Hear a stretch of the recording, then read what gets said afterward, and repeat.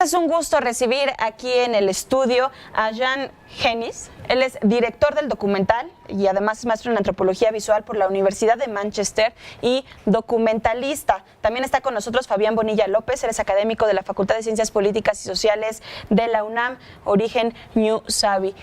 Muchísimas gracias, buenas tardes, ¿cómo están? Fabián, Jan, muchas gracias por estar con nosotros. Gracias por invitarnos. Por favor, cuéntenos cómo surge este proyecto de diversidad subversiva. ¿Qué es lo que vimos? Un fragmentito. ¿Qué es lo que vimos y cómo surge el proyecto para la realización de este documental?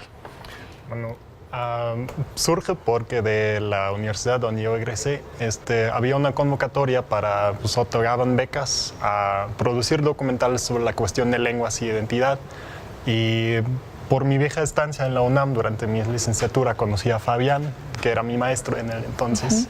Y sabía que él estaba muy en el activismo respecto a lenguas, la diversidad lingüística en la Ciudad de México, y por eso lo contacté, porque sí, siempre me había interesado como el multiculturalismo en México y sobre todo en la Ciudad de México, que muchas veces sentí que no se veía tanto o fue negado en ocasiones.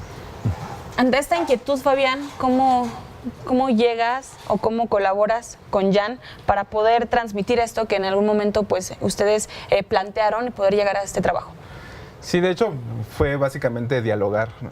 Porque Jan, digamos, tenía esta inquietud, tenía de alguna manera a partir de esta convocatoria el deseo de generar, digamos, un proyecto audiovisual, y pues platicamos largo y tendido sobre posibilidades, opciones. La verdad es que la Ciudad de México, digamos, es una ciudad que se hablan lenguas originarias en todas sus geografías, en todos sus rincones. Entonces la cuestión era como afianzar, digamos, el proyecto. Lo quisimos trabajar básicamente a partir de un contexto particular, en este caso una colonia que de alguna manera también nos brindara ciertas condiciones. Por eso también se eligió la Santa María la Ribera, y sobre eso trabajamos precisamente buscando, digamos, algunas personas que habitaran esa colonia y que hablaran una lengua originaria. Entonces, en ese sentido, empezamos a indagar historias, y al final nos quedamos con estas dos historias que retrata el documental. ¿Y qué encontraron? ¿Cómo fue que dieron con estas personas? ¿Cómo es que llegaron aquí a la Ciudad de México? ¿O por qué conservan esta lengua? Pues en buena medida fue por contactos, vínculos. De alguna manera hay una serie de, digamos, de redes, ¿no?, de espacios donde de alguna manera poco a poco se abre la ciudad y el país en su totalidad, digamos, a la experiencia de las lenguas originarias. Y de alguna manera contactamos a NUTE, que también fue quien nos ayudó a vincularnos con Marilú. Entonces fue básicamente así un entretejido de alguna manera conocer las experiencias de personas que habitaran esa colonia y que tuvieran, digamos, esa característica identitaria que es hablar una lengua originaria en la Ciudad de México. Esto por parte del proyecto, de cómo nace y cómo ustedes lo empiezan a trabajar. Me gustaría que nos comentaran más sobre el fondo. ¿Cuál es la importancia de, dar a conocer, o a través de estas historias, de estos testimonios, mostrar la importancia, en este caso en la Ciudad de México, de una identidad lingüística?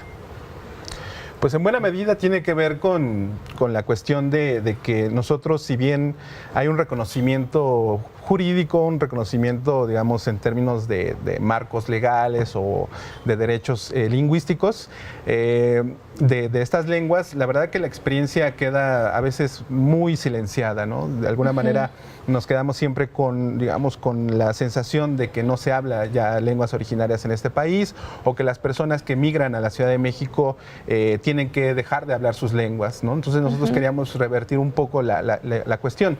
De alguna manera, históricamente se ha victimizado o se ha generado también una construcción estereotipada del migrante. Entonces nosotros empezamos a tratar de ver las posibilidades, las opciones. De hecho, nos gustó un poco, al final, digamos, quedaron estas dos historias, porque tanto Marilú como Nute tienen talleres, Marilú de costura, y en Utecuiji un taller de fotografía. Entonces, de alguna manera también era como ver que las personas que emigran a la Ciudad de México, que hablan una lengua originaria, también son personas productivas o que generan proyectos alternativos, apuestas propias. Entonces, de alguna manera también fue eso, como de alguna manera romper con estereotipos y prejuicios sobre las personas migrantes y que hablan una lengua originaria. Y ahora, ¿cómo actuamos nosotros, los que no hablamos a lo mejor una lengua, frente a los que sí hablan? ¿Cómo los vemos? ¿A través de qué ojos los vemos? Porque luego encontramos a gente que habla alguna lengua, algún dialecto y de repente no sabemos comunicarnos, ¿no? O viene a lo mejor un concepto equivocado en nuestra mente. Sí, de hecho, actualmente va como esa emergencia, la necesidad de mayor visibilidad, Sí. y de alguna manera tiene que ver digamos, con procesos históricos. Al final, hay la idea de identidad nacional, desafortunadamente, en México, trazó, digamos, un camino en relación a solo darle protagonismo, darle prioridad a la lengua, en este caso el castellano, como lengua nacional. Entonces se fueron dejando al margen, digamos, las otras lenguas, ¿no? Entonces, la verdad es que hay un desconocimiento de las particularidades de estas lenguas. En Ciudad de México, pues, por los procesos migratorios, pero también por la población originaria de la ciudad, se hablan, ¿no?, muchas lenguas, y la cuestión ahí es precisamente, de repente, hasta los propios conceptos con los que nosotros nos manejamos. Lengua lo referimos siempre, digamos, en una disminución de un idioma, pero son idiomas también, ¿no? Y al mismo tiempo son dialectos, pero no porque sean dialectos en sí mismos, sino porque son variantes de una misma lengua o de un mismo idioma. Okay. Entonces, También tal vez buscar las historias detrás de las lenguas, ¿no? Que justamente fue lo que hicimos, no tratar de caer en los mismos estereotipos y el exoticismo que tal vez se lleva a la mente cuando escuchamos esas lenguas, sino realmente tratar de retratar las personas, conocer las personas, conocer lo que hacen. ¿Qué fue lo más difícil, Jan, en este proceso del documental, de tratar de retratar esta identidad cultural? Porque yo estaba viendo este documental en cuanto a la historia de Marilú, decía, yo lo aprendí hasta mucho después, porque incluso no me lo enseñaron, no estaba bien visto, ¿no? ¿Cuáles en este proceso del documental fueron esas dificultades, o ustedes ya como...? Pues para mí fue muy interesante porque las 3 personas que hablan en lengua en el documental, todos no los aprendieron en su niñez, los aprendieron hasta después. Entonces, para mí también llegar a una confianza con ellos, a que se atrevan a hablar en lengua para esta película, también fue mucho trabajo, la verdad. Y para mí mismo también la dificultad que yo no entiendo nada de esas lenguas. Entonces yo hacía prácticamente entrevistas, yo preguntando en español y ellos respondiendo en una lengua que yo no entendía hasta después cuando se hizo la traducción. Entonces, hasta ya muy tarde en la postproducción del documental no sabía realmente lo que tenía ahí del material, que también pues fue un trabajo mucho de confianza entre todos los que lo hacimos, porque pues, teníamos que tener acuerdos muy concisos para cómo lo queríamos hacer. Claro. ¿Por qué te llamó la atención, Jan, hacer un proyecto así en nuestro país y su identidad, en lingüística e identidad cultural? Bueno, cuando surgió esa convocatoria, justo en Europa se tenía también una situación con una migración pues, muy fuerte, y había muchas discusiones sobre migración y integración y la apropiación cultural y cómo pues, gente se tenía que supuestamente integrar a Alemania. Y pues surgieron también muchas propuestas bastante xenofóbicas de que pues, se tendría que dejar esa cultura para asimilarse así a la cultura alemana.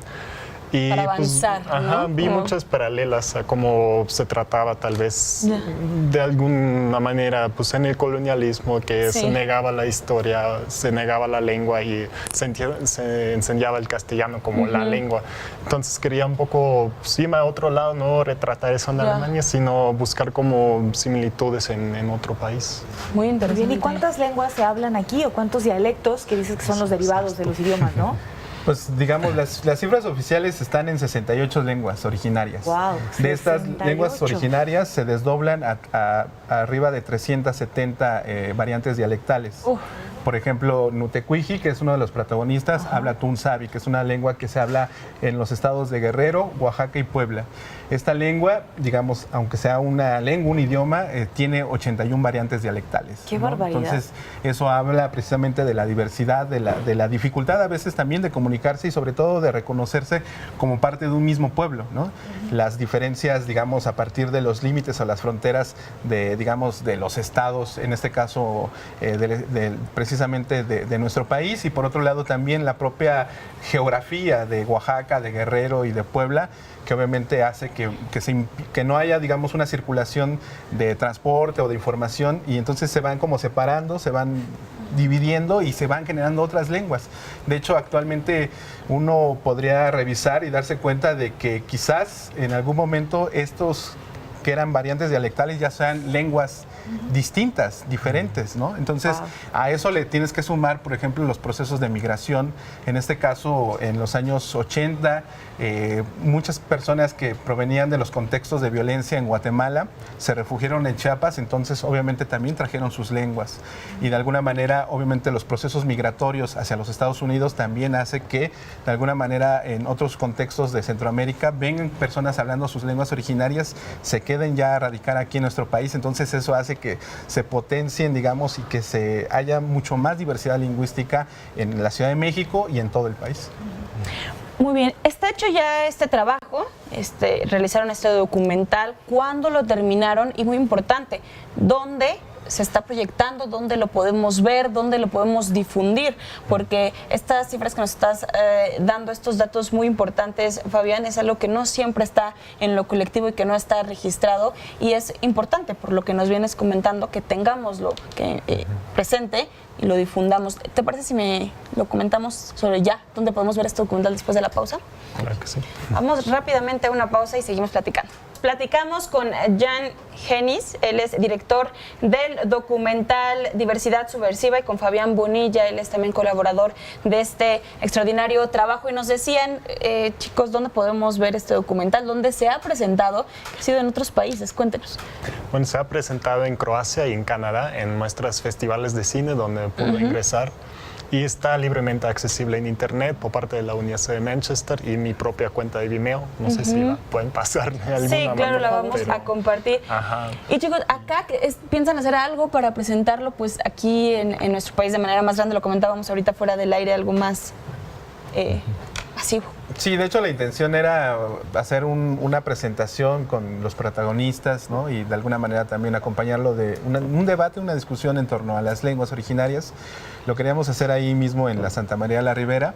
Sin embargo, obviamente aquí ya en su trabajo de documentalista y de otro tipo de actividades, lo ha hecho estar yendo y viniendo, ¿no? de Europa, de Alemania a México, entonces eso no ha permitido tampoco tener así una fecha muy, muy concreta, pero en eso estamos, ¿no? Estamos tratando de ya hacer esa presentación para que obviamente pues, se difunda y sobre todo que se conecte con otras experiencias. Hay personas que están haciendo documentales, están haciendo cine en lenguas originarias, entonces eso hace que de alguna manera crezca cada vez más, digamos, la necesidad de narrar y de contar desde lenguas originarias. De entrada ya lo comentamos aquí en este espacio, lo platicamos el día que se haga esa presentación en Santa María de la Ribera. Si es posible, estaremos ahí presentes, siempre apoyando y muy contentos de este trabajo. Muchísimas gracias. ¿Algo más que quieran agregar?